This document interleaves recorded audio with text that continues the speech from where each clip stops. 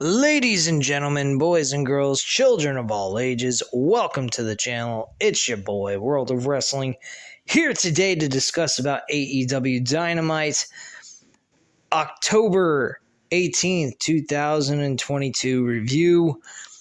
This was a non-stop title defense show. A lot of title matches taking place on this show.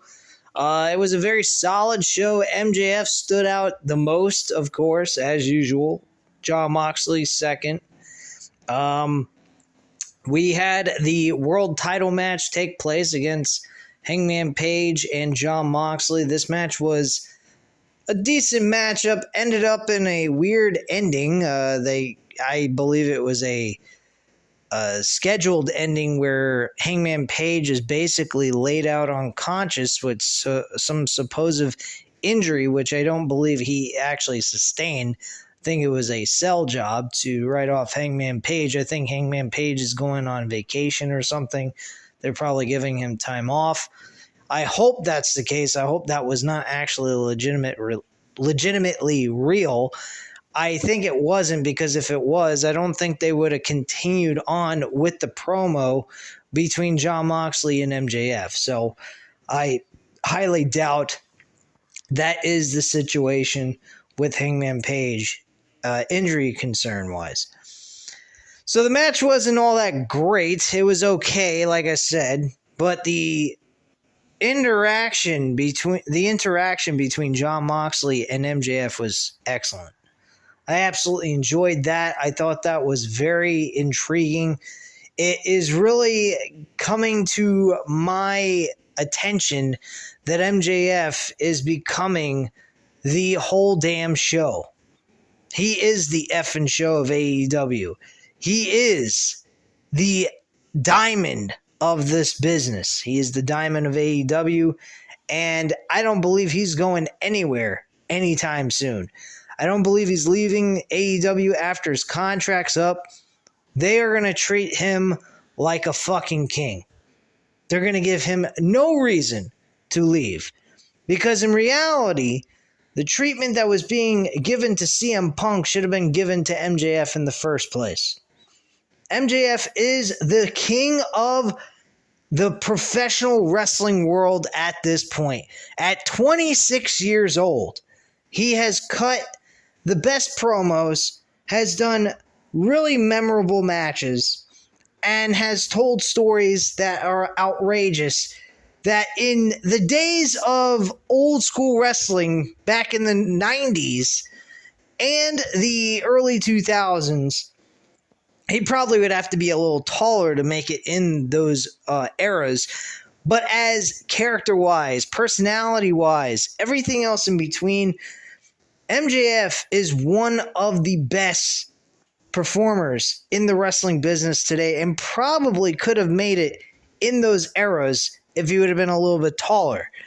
Now, he may have been a mid-card wrestler back in those days, but in today's day and age, height ain't a fucking thing anymore.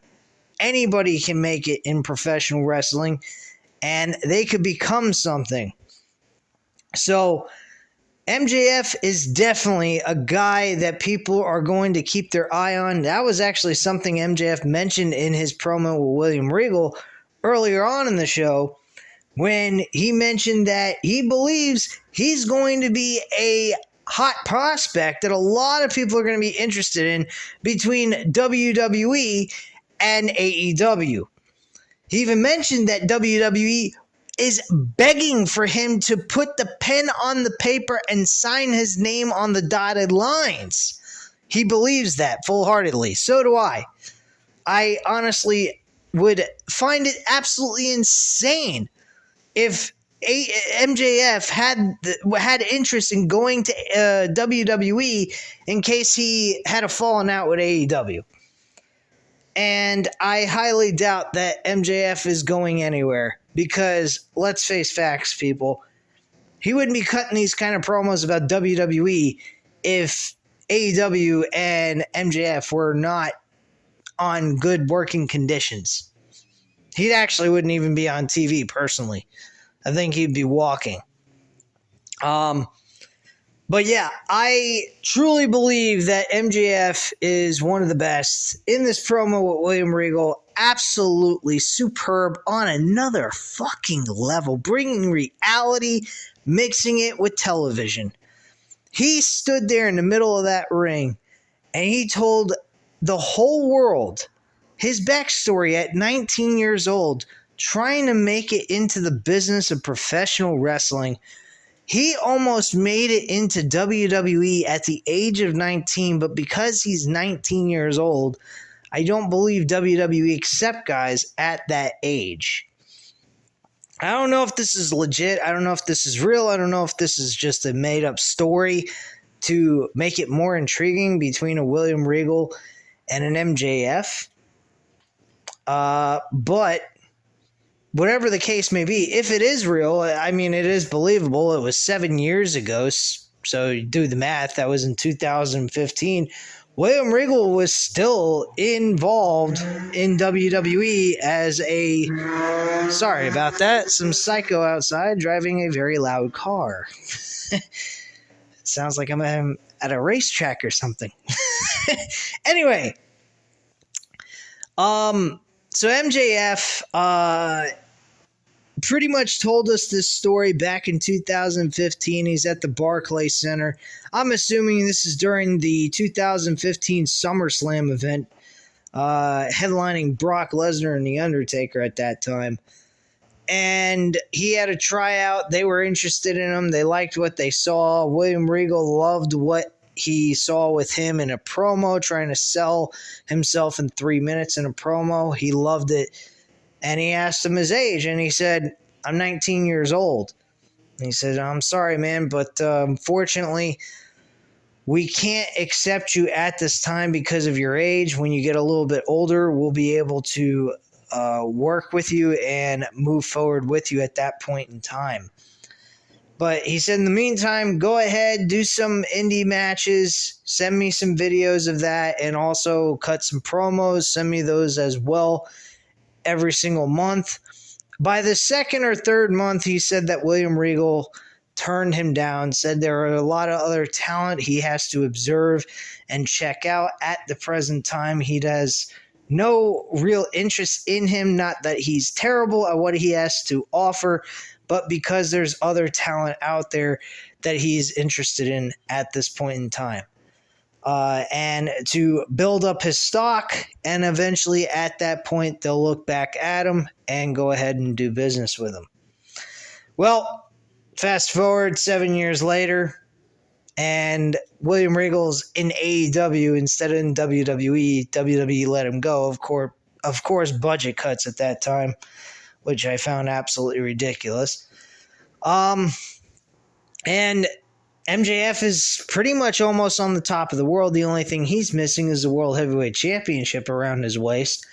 And later on in the show, we had MJF point out that he's not going to go ahead and cash in on Jon Moxley right after a match. He wants him at 110%. No excuses. He don't want anyone saying he took a shortcut. He wants to prove to everybody that he's the guy, he's the man, and he's earned his right to become the next World Heavyweight Champion. So that's pretty much the deal. He challenges him at Full Gear. I am so looking forward to this match. This is a crowning moment in this guy's career. The first encounter between Jon Moxley and MJF, different. Different scenario, looking for different ways of just winning the match and any shortcut he could get. This one, I am hoping we see a new MJF. I really do. I hope MJF puts on a different type of match in the sense of fighting him clean and beats him clean. That's what I want to see. And that's what I hope we see. But who knows? We're talking about MJF. MJF's a fucking sneaky little slime bag. Will do anything to win a match. So this could be all an act, or it might be legitimate. I hope it's legitimate. I really do. I think it would be a nice turn in his career. It would make him look even bigger than what he already is. We all know how great he is on the microphone, but my goodness, it would be great to see him do it in the ring as well. So I hope to see that he actually wins clean and they make it legitimate and make it very believable that he beats Jon Moxley clean, because I think the guy deserves to be looked at as a top star, not some heelish like character who just acts like a prick all the time and can talk well on the microphone. Just my own feelings on that. I mean, one way or another, he's still going to become the new world heavyweight champion, whether I like it or not. He's becoming champion one way or another, clean or heel-like fashion. It doesn't make a difference. He's still going to become champ. All right, now getting off of the MJF scenario, we already discussed about the World Championship. We had a Ring of Honor World title match as well that was right before the AEW World title match. So this was the co-main event of the show. And we had Chris Jericho versus Dalton Castle. This was actually a good matchup. Dalton Castle unfortunately lost clean. Well, not unfortunately. He did lose clean. That's actually fortunate. No cheating involved, and Jericho won, respectively, and won with a Judas Effect spinning elbow. And that's how he won the match, and it was fucking brutal, too. I enjoyed that one, too. I thought that was a very good matchup. That actually was more of a main event world title match than the other thing, but the ending promo to the show was actually great, too. That made it really worthwhile anyway. Speaking of other things about that promo, I'm sorry I continue to go back and forth about MJF, but Jon Moxley said quite a few things on the mic here as well. He said, fine, I have no problem facing you at Full Gear, but here's the thing. You're going to earn a one-way trip of an ass whipping, pretty much is what he said. He says, I'm going to insert the heel of my foot in your mouth. I'm going to stick my fist straight up your ass. I'm going, what the hell? And the microphone kept going in and out. It was very weird. He says, can we get a freaking microphone? I mean, this damn show is going right down the toilet. I'm like, what the fuck? Holy crap. So he points that out of the technical errors they were having on the show, which I thought was funny. And he says, one way or another, it don't matter. You're on a one-way trip to an ass beating, and that's all there is to it. So I actually enjoyed that portion of the promo for Jon Moxley as well. So yeah, Jericho retained his Ring of Honor World Championship. Wheeler Yuta and Bryan Danielson had a promo. Bryan Danielson was talking about Daniel Garcia. He was very surprised that Daniel Garcia turned on him like this. And Wheeler Yuta said, it's really funny how you found it surprising when me and Claudio did not find it very surprising. We had a feeling that is what was going to happen, and you didn't see it coming at all. He played you for a sucker.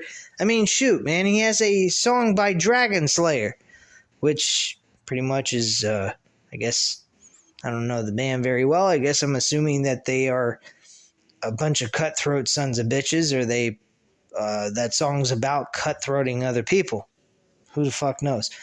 Anyway, but yeah, there is a match booked for next Wednesday. Can't wait to see Dynamite on Wednesday night, because I was watching the opening season to the NBA, so I actually went ahead and watched that. I was also betting on it. Bet horribly, lost. Did not win jack shit. That was very disappointing. Only bet $1, so I didn't lose that much. Anyway, not that that's very important. I ought to go ahead and do a weekly show about the fantasy football if you guys are at all interested in that. I was trying that on my other channel called The Franchise, but I wasn't getting a lot of views. Since this channel is a lot more popular and I have 306 subscribers, if you guys are at all interested in hearing about fantasy football, picks and so forth, and you're at all interested in fantasy football, I'll be more than happy to go ahead and do that. If you would like me to do that, please leave a comment down below, and I will provide you guys from here on out for the rest of the season fantasy football picks, and we'll see how things go. I'm not an expert on it, but I have a very good and enough intelligence to help you guys out winning money. I mean, at this point in time, I have actually won over $300 in football bets for this season alone. So I've been doing pretty damn well for myself. But yeah, if you guys are at all interested, leave a comment down below. I'd definitely like to add that to this channel. I know this is more a wrestling channel, but hey, I mean, anybody interested in football as well, I'm a huge fan of football. I watch it every Sunday night religiously, like as I do with professional wrestling. So if you guys are interested in that, let me know. I'll be more than happy to start doing those type of videos on this channel. Anyway, guys, let's move on with the rest of the show. We had the opening of the show actually headlined by Death Triangle defending the Trios tag team titles against the Best Friends with Orange Cassidy, Chuck Taylor, and Trent Beretta. Trent Beretta actually suffered an L in this matchup. I believe it was from Rey Fenix. I think he was the one that actually won the match, or it might have been Pentagon Jr. I'm not sure. One of the two brothers won this matchup for them. And Pac actually was trying to cheat in this matchup. He was trying to take a hammer and hit Orange Cassidy with it like he did when he defended the All-Atlantic Championship. And unfortunately, Rey Fenix actually stepped in, said, "Don't win this way. This is fucked up. We don't need to win this way." And Pac seemed a little upset with that. The match continued. They did retain the tag team titles, despite the little grievances that Pac and Rey Fenix were having with one another about what Pac was going to do. But it does look like Pac is pulling away from Death Triangle. Eventually, at some point down the line, we are going to see these guys lose the tag team titles the Trios tag team titles, I should say, along with Death Triangle also splitting up on top of that. I think Pac is going to be going out on his own as a heel. We're going to get the Lucha Brothers back as just a regular tag team, and that'll be that.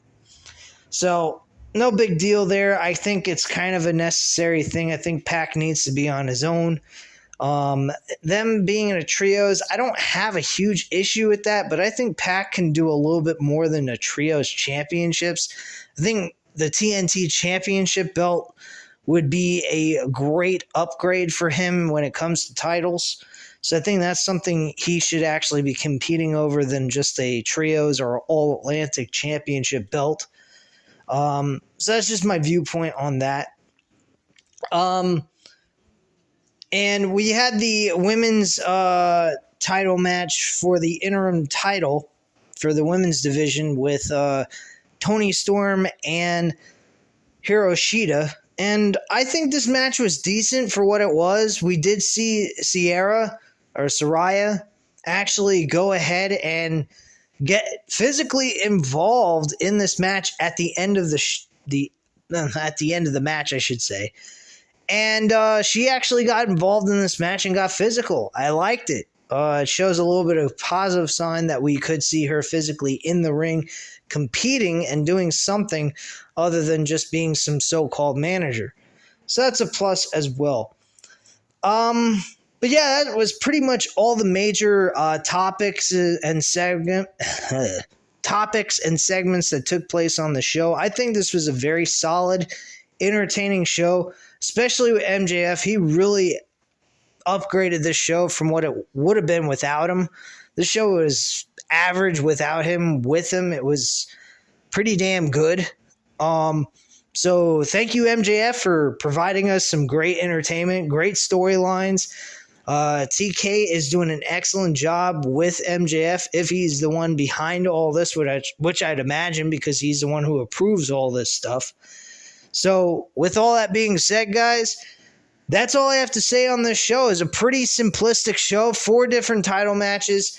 a couple of little segments here and there, promo work that was done throughout the show. We had one other thing, Jade Cargill was pissed off about Nyla Rose stealing her title. She's still trying to find where the title is.